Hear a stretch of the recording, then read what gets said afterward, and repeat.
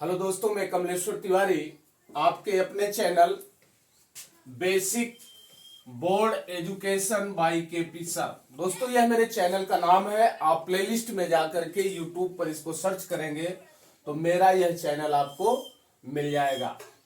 या तो आप केपी तिवारी TIWARI केपी भी सर्च करेंगे तो दोस्तों मेरे चैनल का नाम आपको लिंक मिल जाएगी। दोस्तों, अब आज मैं आपको जो अपने चैनल पर जो वीडियो मेरी पड़ी है वो कांग्रेस, भारतीय राष्ट्रीय कांग्रेस के अधिवेशन को जो मैं पढ़ा रहा हूं ट्रिकी तरीके से, उसको वहां पर वो सारी वीडियो आपको मिल जाएगी। मैंने 1885 कांग्रेस के अधिवेशन से लेकर 1904 तक अधिवेशन को मैं पढ़ा दिया हूं बड़े ट्रिकी तरीके से। और इन सब वीडियो को आप प्लेलिस्ट में जा करके, और बहुत ही ट्रिकी, बहुत मजेदार वीडियो है, आप इसको देख लीजिएगा। और जो कि आपको ऐसा किसी भी यूट्यूब चैनल पर नहीं मिलेगा, यह मेरा वादा है। टॉपिक है 1905 से 1908 तक भारतीय राष्ट्रीय कांग्रेस के अधिवेशन। और यहाँ पर मैं एक बहुत ही मजेदार ट्रिक के साथ आपको पढ़ाऊंगा। पहले तो आप मेरा यह ट्रिक जान लीजिए कि 1905 में और 1908 में भारतीय राष्ट्रीय कांग्रेस का कौन सा अधिवेशन था, तो आपका कॉन्सेप्ट क्लियर तुरंत होगा, क्योंकि इसका मैंने एक ट्रिक खोजा है जो कि आपको किसी भी यूट्यूब चैनल पर नहीं मिलेगा। आप 1900 और दो संख्याओं को 19 और 05 को जोड़िए, 9 5 14, कहीं 4 हाथ लगाए, 1 1 1 2, 24वां। अब 1905 से 6 7 और 8, अब ये 1906 7 1908 हमारा 24वां अधिवेशन 8 में हुआ, 23वां 7 में हुआ, 22वां 6 में हुआ। और अब 5 में कौन होगा, ये 22वां है। और यहां पर 21वां मेरा अधिवेशन होगा 1905 में। है ना मजेदार ट्रिक? इसी ट्रिक के साथ कांग्रेस का कोई भी अधिवेशन 1901 के बाद आप किसी एक को पकड़ लीजिएगा। जैसे 1910 में कौन था, 19 और 10 को जोड़िए, ये 26वां, 11 12 और 13। अब 13 में आपका होगा 29वां, 12 में होगा 28वां और 11 में होगा 27वां और यहां पर हमारा होगा 26वां। आप किसी भी कांग्रेस के अधिवेशन को पकड़ करके दो संख्याओं को आप जोड़िए और उससे 4 अधिवेशन आगे चलिए, और उस संख्या जो प्राप्त हो आपको योग, उसको रखो और नीचे घटाते हुए चले आओ। तो यह तो एक ट्रिक है कि अब हमारा 1905 में कौन सा अधिवेशन था, तो हमने देखिए ट्रिक के साथ बनाया हूं यहां पर 21वां। ठीक, तो हमारा 1905 में 21वां, 1906 22वां, 1907 में 23वां, 1908 में 24वां। अब इसके बाद एक ट्रिक के बाद एक और मेरी बहुत बेहतरीन ट्रिक है जिसको मैं आपको बताने जा रहा हूं। ठीक है, ये कौन है, बीके सूरदास है। इनके साथ 5 8 मत करो, इनके साथ 5 8 मत करो। ठीक है, ये हमारा स्थान हो गया बच्चों। और उसके बाद गो दादा बिहार बिहारी, गो दादा बिहार करने कहा जाओ, बिहारी के पास जाओ। बिहारी बहुत टैलेंट होते हैं ना। गो दादा बिहार बिहारी, यह हमारा सुपर ट्रिक है। अब इसको आप ऐसे समझिए, बी हमारा 1905, ठीक है, 1905, 1906, 1907, 1908। अब 1905 में हमारा कौन सा अधिवेशन था, 21वां था। 1906 में 22वां था, 1907 में 23वां था और 1908 में 24वां था। ठीक है, अब ये तो हमारा ट्रिक वही दो संख्याओं को जोड़ने पर हमने यहां पहुंचा और घटते चले आए।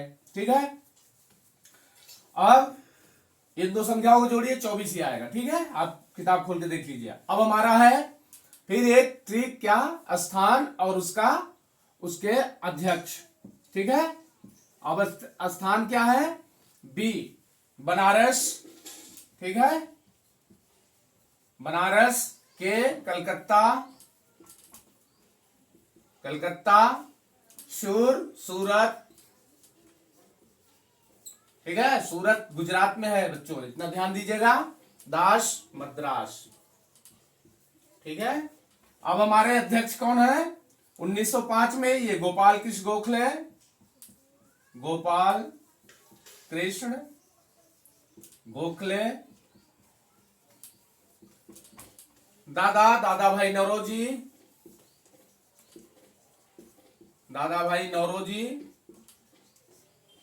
बिहार रास बिहारी बोस, और यहां मद्रास, यह बिहार और बिहारी एक ही हैं, रास बिहारी बोस यहां भी अध्यक्ष थे। ठीक है, अब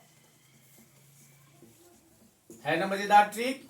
अब इसको आप ट्रिक के साथ इतना कंफर्म कर लीजिए, क्योंकि परीक्षाओं में आपको बार बार जब पूछा जाएगा कि सूरत में 1905 में कांग्रेस का कौन सा अधिवेशन था, तो आप 21वां कहां हुआ, बनारस, अध्यक्ष कौन थे, गोपाल कृष्ण गोखले। 1906 में 22वां कलकत्ता, दादा भाई नौरोजी।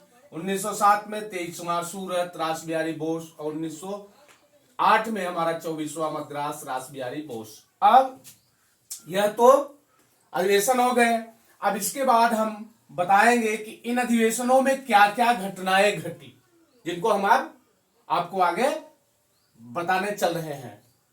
तो दोस्तों 1905 से 1908 तक हमने आपको अधिवेशन बताया कि आप हम चलते हैं 5 में। यह कांग्रेस का कौन सा अधिवेशन था हमने आपको बताया, यह 21वां अधिवेशन है।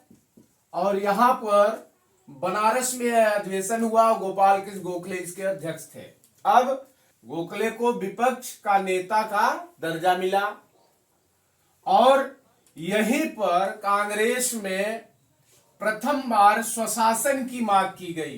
किसके आधार पर, जैसे कनाडा और ऑस्ट्रेलिया में स्वशासन चल रहा था, अपना शासन, अपने यहां शासन, अपने देश में, उसी प्रकार भारतीयों ने भी मांग रखी हमारे लिए भारत में स्वशासन करने दिया जाए। और इस समय की एक बहुत महत्वपूर्ण घटना थी, ये हमारा जो लॉर्ड कर्जन था, इसका जो समय था 1899 से 1905 तक, तो कर्जन ने की बड़ी प्रतिक्रियावादी नीति थी, जो भारतीयों को बहुत परेशान करना चाहता था, और हिंदू मुस्लिम एक थे। इस कर्जन ने भारत में बंगाल को 2 भागों में बांट दिया, पूर्वी बंगाल और पश्चिमी बंगाल, पूर्वी बंगाल और पश्चिमी बंगाल। अब जब यहाँ पूर्वी बंगाल में मुस्लिम ज्यादा थे और यहाँ हिंदू ज्यादा थे, और यह हिंदू और मुस्लिमों को तोड़ने के लिए कर्जन ने 1905 में बंगाल का विभाजन कर दिया, जिसका कांग्रेस के मंच बनारस से इस विभाजन का विरोध किया गया। और चौथी बात यह थी कि लाला लाजपत राय ने कांग्रेस मंच से सत्याग्रह अपनाने का सुझाव दिया कि सब कोई क्या अपनाओ, सत्याग्रह, सत्य के साथ आग्रह। ठीक है, सत्य के साथ अपनी मांग मांगो, यह था सत्याग्रह। अब थोड़ा इस समय की 1905 की और जो घटना है हम उसको बताते हैं। तो 1905 बनारस में गोपाल कृष्ण गोखले इसके अध्यक्ष थे, और गोपाल कृष्ण गोखले ने ही भारतीयों को देश सेवा के लिए तैयार करने के लिए एक संस्था बनाई, जिसका नाम था servant of India society. Servant of India society की स्थापना गोपाल कृष्ण गोखले ने 1905 में ही किया था, और इसका उद्देश्य था कि भारत में सेवा करने के लिए लोगों को तैयार करना, जो भारत की सेवा कर सके वो इस संस्था में आए, और इसकी स्थापना गोपाल कृष्ण गोखले ने की थी। अगर आपसे कोई पूछता था कि सर्वेंट ऑफ इंडिया सोसाइटी की स्थापना किसने किया, तो आप बताइए कि इसकी स्थापना गोपाल कृष्ण गोखले ने 1905 में किया। सर्वेंट ऑफ इंडिया सोसाइटी अर्थात भारत सेवक समाज, भारत सेवक समाज। कहीं कहीं आपको हिंदी में भी मिल जाएगा, तो आप लोग कंफ्यूज मत होइएगा। Servant of India, India, Bharat सेवक सर्वेंट सोसाइटी समाज। भारत सेवक समाज की स्थापना गोपाल कृष्ण गोखले ने 1905 में किया था। दोस्तों, यह 19वीं सदी का जो बनारस का हमारा अधिवेशन है, 19वीं यानी 20वीं सदी का जो पूर्वार्ध था, पूर्वार्ध, अच्छा एक मिनट, इसको भी हम समझा देते हैं कि पूर्वार्ध क्या है, सदी का पूर्वार्ध क्या है और सदी का उत्तरार्ध क्या है, इसको आप समझ लीजिए। तो सदी का पूर्वार्ध है, जैसे 20वीं सदी इतिहास मिलता है पूर्वार्ध और 20वीं सदी का उत्तरार्ध, ठीक है। तो आप इसको समझिए, 1 से लेकर 50 तक, 1 से लेकर 50 वर्ष तक हर सदी में, सदी होता है 100 वर्ष का, 100 वर्ष बराबर सदी, एक सदी। तो हर सदी का 1 से 50 वर्ष जो है ये पूर्वार्ध होता है, और हर सदी का 51 से लेकर 100 तक जो है यह उत्तरार्ध होता है, ठीक है। इसको आप लोग समझ लीजिएगा। बहुत से भाई लोग जानते होंगे, लेकिन जो नहीं जानते वो ये समझ लें कि पूर्वार्ध क्या है, 1 से 50 वर्ष तक, और उत्तरार्ध क्या है, 51 से 100 वर्ष। यानी अगर हम 1900 ईस्वी जब पार कर चुके, तो जब हम 1901 में अगर हम चलते हैं, तो यह हमारा 20वीं सदी होगा, 20वीं सदी। तो हम इसको ऐसे भी कह सकते हैं 20वीं सदी का प्रथम दशक। अब इसी में एक दशक जुड़ता है, दशक होता है 10 वर्ष का, एक दशक होता है, 10 वर्ष बराबर एक दशक। तो आप ध्यान दीजिए कि अगर हम 21वीं सदी का प्रथम दशक कहें, तो हमारा यह होगा कि 2001 के बाद 1 से लेकर 10 वर्ष तक यह हमारा पहला दशक होगा। दूसरा दशक होगा 10 से 20 के बीच का दूसरा दशक होगा। इसी प्रकार 30 तीसरा दशक, 40 चौथा दशक। इस प्रकार यह इतिहास में बहुत ही महत्वपूर्ण है। अगर आप कहीं पढ़ते हैं तो मिल ही जाता है कि सदी क्या है, दशक क्या है। हमने समझा कि आपको बताते चले, ठीक है। अब चलते हैं हम अपने। तो दोस्तों, अब हम आपको बताते हैं कि 1905 में, और एक चीज आपको यहां बता दें कि जो हमारा 1885 से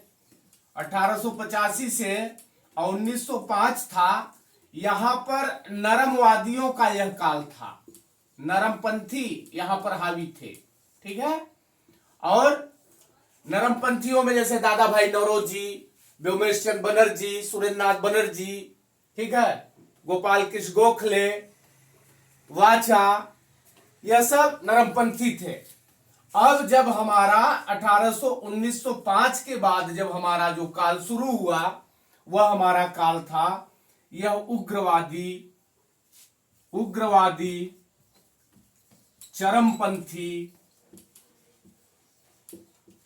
चरमपंथी, क्रांतिकारी, ठीक है, यह हमारा काल था, क्रांतिकारी। और यह काल जो हमारा था, यह था 1905 से 1919 तक, 1905 से 1919 ईस्वी तक, ठीक है। तो हम लोग जो पढ़ रहे हैं 1905 में और 1908 तक, यह हमारा काल क्या है, क्रांतिकारी काल, उग्रवादी या चरमपंथी, इसको एक ही शब्द है, ठीक है। तो जब हमारे 1885 1905 में नरमपंथियों की क्या सोचे थी, अनुनय, विनय, आज्ञा प्रार्थना पत्र और सरकार से याचना, और ये चाहते थे कि हमें अंग्रेजी सरकार ही बहुत बढ़िया है, अंग्रेजी सरकार अगर भारत में रहे तो हम लोगों का विकास होगा। क्योंकि यह चाहते थे कि एक दिन अंग्रेज अगर चले जाएंगे अंग्रेजी से हमको शिक्षित करके, तो हम लोग खुद सक्षम रहेंगे, देश को चला लेंगे। तो इनकी जो योजनाएं थी वो असफल हो गई।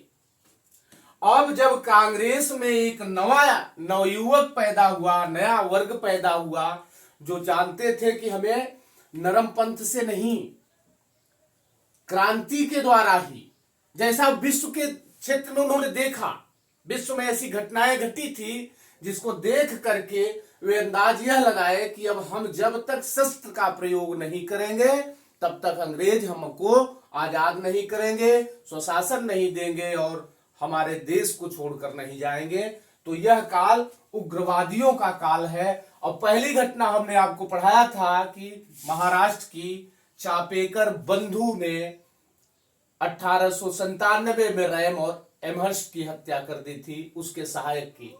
और यह तिलक के शिष्य थे और तिलक को, बल्कि चापेकर बंधु को भड़काने के चक्कर में तिलक को कारावास भी हुआ। तिलक पहली बार जेल गए थे, वही पुनः षड्यंत्र केस के मामले में 1897 में। तो दोस्तों, यह क्रांतिकारी जो थे अब समझ गए कि हमें जब आजादी इस तरह से नहीं मिलेगी, तो इन्होंने जो मार्ग अपनाया उसको हम क्रांतिकारी, चरमपंथी और उग्रवादी कहते हैं। और इसके बीच 1919 के बीच में बहुत सी क्रांतिकारी घटनाएं घटी है। याद करिए, हमारे पिछले वीडियो में आप देखिए कि हमने बताया कि महाराष्ट्र यह जन्मस्थली था, यह क्रांति का जन्मस्थली था, क्रांति का जन्मदाता। और कौन? चापेकर बंधु, पूना चापेकर बंधु, ठीक है। रैंड और एमर्स की हत्या किए थे 1897 में। और इसी समय तमाम घटनाएं, जैसे महाराष्ट्र फिर आता है, उसके बाद महाराष्ट्र में एक नासिक था जहां पर विनायक दामोदर सावरकर ने जो 1899 में मित्र मेला बनाया था। और पंजाब में अजीत सिंह और सूफी अंबा प्रसाद 1904 में भारत माता सोसाइटी बनाई, भारत माता सोसाइटी बनाई। और बंगाल में भी कुछ क्रांतिकारी जो है सक्रिय थे। तो इस समय का काल हमारा जो यह क्रांतिकारियों का काल है। और इसका कारण क्या था? श्रेय किसको जाता है? लॉर्ड कर्जन को। क्योंकि कर्जन ने एक अकाल आयोग की भी स्थापना किया था। और क्यों किया? कि भारत में उस समय अकाल था। अभी हमने पिछली वीडियो में पढ़ाया था कि एक लायल आयोग की स्थापना किया था वायसराय।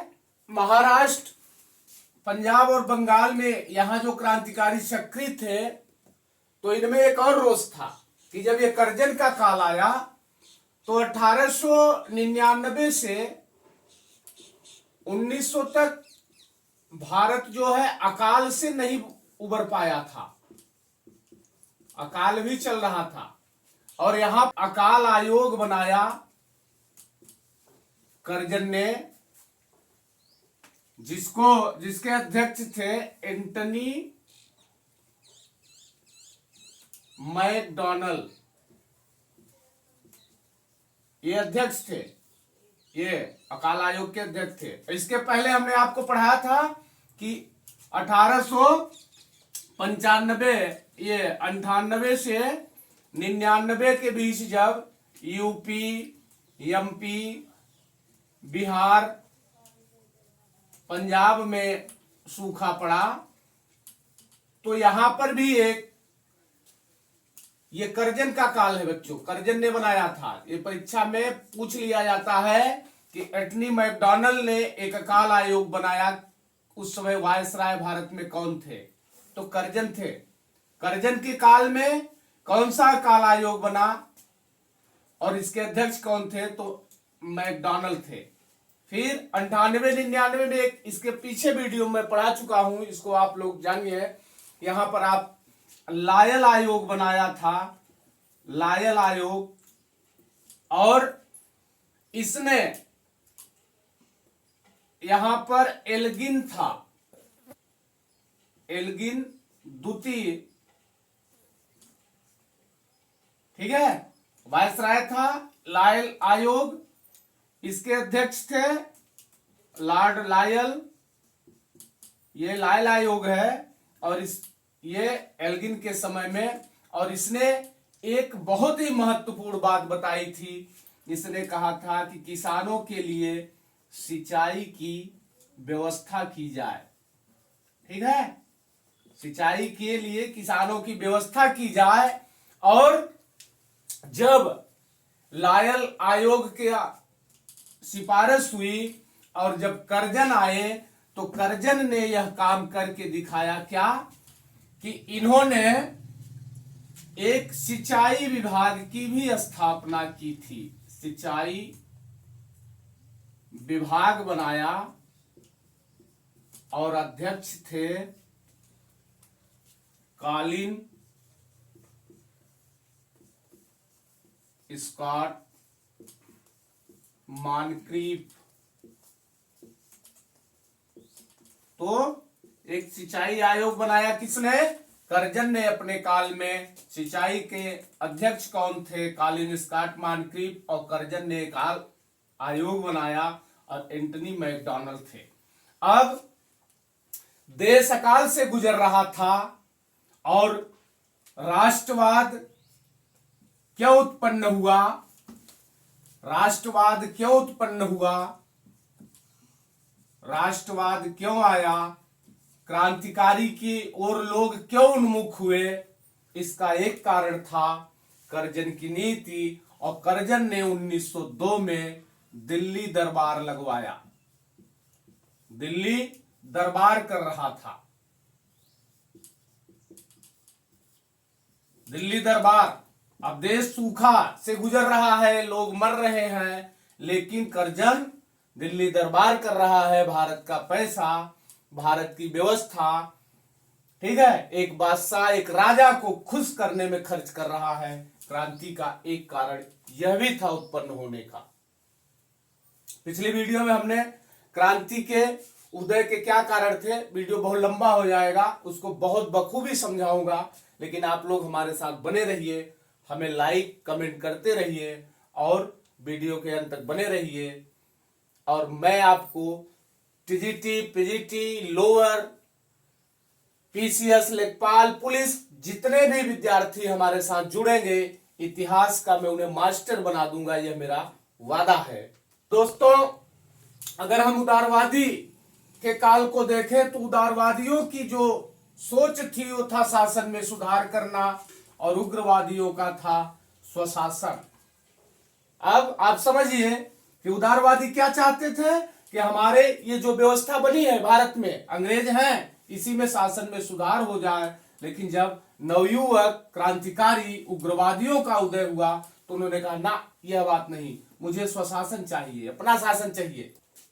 अब इतनी सब बातें आपको क्यों बता रहा हूं कि इस समय भारत में एक राजनीतिक मोड़ में, एक भारतीय इतिहास में बहुत ही उथल पुथल हो चुका था।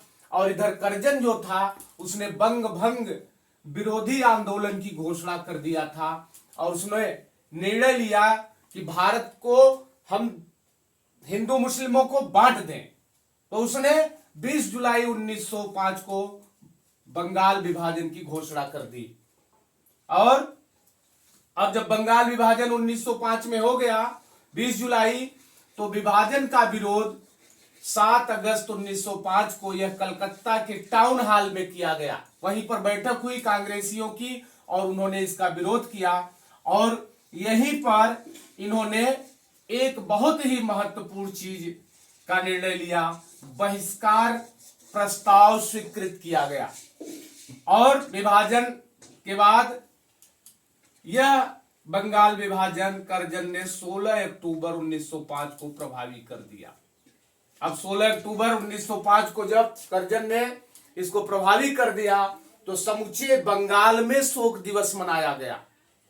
और रविंद्रनाथ टैगोर के आग्रह पर लोगों ने एक दूसरे को राखी बांध करके राखी दिवस मनाया। हालांकि बंगाल विभाजन, जब मैं अगले चैप्टर पर चलूंगा, वीडियो ज्यादा लंबा हो रहा है। अब हम चलते हैं मेन टॉपिक पर। तो 1905 में यही स्वशासन का प्रस्ताव 1905 के अधिवेशन में पारित किया गया। क्या? स्वशासन। हमने आपको भी बताया था ना कि स्वशासन का प्रस्ताव यहां पर पास किया गया। अब चलते हैं 21वां अधिवेशन 1905, 22वां अधिवेशन 1906। कांग्रेस का जो अधिवेशन हुआ 1906 में, यह कौन सा था? अब आप लोग वही टिक लगाओ, 1906। अब इसको आप लोग कैलकुलेट कर लो, एक बार देख लो। 1906 को आप दो अक्षरों को, ये संख्याओं को जोड़िए। 1906, 15 कई 5, ये 25वां हो रहा है। अब इसके आगे जाओ, 7, 8, 9, 9 में 25 अगर रखो, 24 रखो, यहां 7 में 23 रखो, तो यहां कौन सा आया? 22वां। देखो, कहीं से भी आप ट्रिक पर पहुंच जाओ, किसी भी दो संख्याओं को। तो यह हमारा कौन सा अधिवेशन था? 22वां अधिवेशन है 1906। कहां पर? बीके सूरदास है। 5-8 मत करो, 5-8 का मतलब 5 से लेकर 8 तक अधिवेशन है आपका, ठीक है? इस बात को आप समझ लो।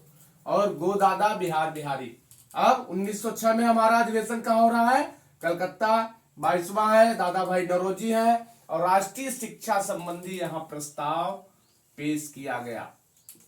यहां पेश किया गया राष्ट्रीय शिक्षा संबंधी प्रस्ताव, और स्वदेशी बहिष्कार और राजनीति का यह हथियार बनाया जाए, ऐसा विचार रखा हमारे जो गरम दल के नेता थे। और यही बात कांग्रेस में आगे चलकर फूट का कारण बनता है। यहां पर जिन्ना, मोहम्मद अली जिन्ना यह उपस्थित हुए। कहां? कांग्रेस के कलकत्ता अधिवेशन में। 22वां अधिवेशन था, दादा भाई नौरोजी अध्यक्ष थे, और दादा भाई के ये व्यक्तिगत सचिव थे। ठीक है। अब हम 1906 के बाद 1907 का अधिवेशन जो है पढ़ाते हैं, और यह बहुत ही महत्वपूर्ण अधिवेशन है। कांग्रेस दो दल में बटा।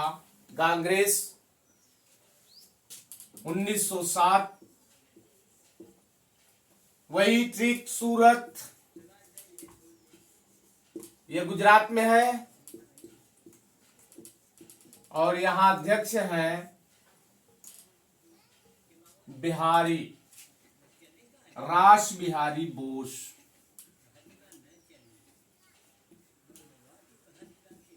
रास बिहारी बोस। एक चीज आप जो लोग ध्यान रख लीजिए यहां पर, कि जो हमारे उग्रवादी या गरमपंथी थे, गरम दल के 3 नेता थे, लाल, बाल,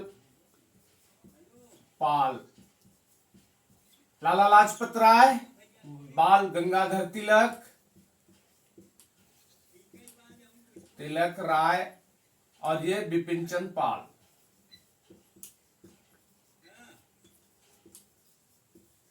और यहीं पर एक नेता और है, अरविंद घोष।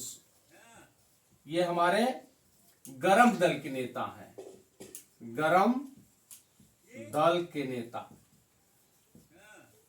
तो यहां पर तिलक ने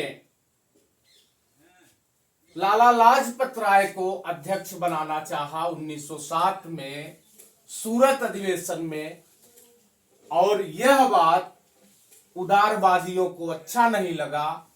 अतः लाला ने अपना नाम वापस ले लिया, और सूरत फूट का यही एक कारण बना। और वही स्वदेशी बहिष्कार और यह राय को अध्यक्ष न बनाया जाना गुजरात में कांग्रेस 1907 सूरत कांग्रेस में फूट का कारण बना। कांग्रेस में फूट का कारण परीक्षा में पूछा जाता है कि कांग्रेस में कब 2 दल बन गए। पहला फूट तो 1907 गुजरात में रास बिहारी अध्यक्ष कांग्रेस दो दलों में बट गई, गरम दल और नरम दल। 1907 जो हमारा यह सूरत गुजरात का अधिवेशन था, रास बिहारी इसके अध्यक्ष थे। तो बाल गंगाधर जो तिलक थे यह बनाना चाहते थे बिपिन लाला लाजपत राय को अध्यक्ष, लाला लाजपत राय को इन्होंने नाम दिया। लेकिन कांग्रेस में जब विरोध हुआ तो इन्होंने अपना नाम वापस ले लिया और इसी के चलते 1907 का सूरत अधिवेशन बीच में ही समाप्त हो गया और यहां कांग्रेस दो दलों में, दो दल बन गए कांग्रेस में। एक था नरम दल और दूसरा था गरम दल। परीक्षा में पूछा जाता है कि कांग्रेस में फूट कहां पड़ी। पहला फूट 1907 सूरत, कांग्रेस का यह 23वां अधिवेशन था और इसके अध्यक्ष थे रास बिहारी बोस, आरबी बोस। और यह जब झगड़ा दोनों में हुआ, दोनों पक्षों में, तो यहां बोस जी अध्यक्ष बने और कांग्रेस दो दलों में विभाजित हो गया। यह अधिवेशन बीच में ही समाप्त हो गया। और उसी समय एक और विश्व परिदृश्य की घटना है कि अलकाट, कर्नल अलकाट जो थे थियोसोफिकल सोसाइटी, थियोसोफिकल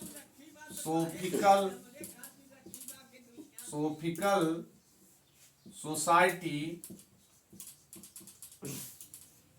इसकी अध्यक्षा एनी बेसेंट बनी, एनी बेसेंट बनाई गई।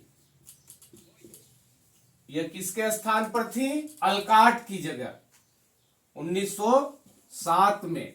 इतना आप लोग इसको भी ध्यान रखिएगा कि एनी बेसेंट थियोसोफिकल सोसाइटी की अध्यक्षा कब बनी? 1907 में, जब कांग्रेस का सूरत में अधिवेशन था, कांग्रेस में फूट हो रहा था और यह अलकाट की जगह बनी थी, कर्नल अलकाट। ठीक है। थियोसोफिकल सोसाइटी के संस्थापक कौन थे? कर्नल अलकाट और मैडम ब्लावत्की। इनकी जगह पर, कर्नल अलकाट की जगह पर एनी बेसेंट 1907 में थियोसोफिकल सोसाइटी की अध्यक्षा बनी। ठीक। अब हम लोग चलते हैं 1908 पर। तो दोस्तों यह हम 1908 पर पहुंच गए हैं। कांग्रेस का हमने बताया था कि आपको अधिवेशन पढ़ाएगा 1905 से 1908। 1908 का अधिवेशन वही वस्त्रिक, चलिए बीके सूरदास हैं हमारे दास, मद्रास में हम हैं और यहाँ पर हमारे बिहारी अध्यक्ष हैं रास बिहारी बोस। यह हमारा कांग्रेस का। आप फिर वही ट्रिक अपना लीजिए, अगर दिमाग में नहीं आ रहा है तो जोड़ लीजिए दो संख्याओं को जो हमने ट्रिक बनाया है।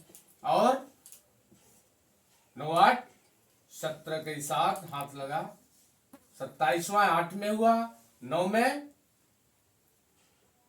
8 9 10 11, हमारा 27वां 11 में हुआ, 26वां हमारा हुआ 10 में और 25वां हुआ अगर 9 में, तो हमारा 8 में कौन सा अधिवेशन हो रहा है? यहाँ पर 24वां। यह मेरा सुपर ट्रिक, आप कहीं भी इसको याद करने की कोई जरूरत नहीं है। तो हमारा यह 1908 में कांग्रेस का 24वां अधिवेशन था, 24वां। और यहां पर सिर्फ उदारवादियों ने ही भाग लिया और यह अधिवेशन सिर्फ उदारवादियों का था।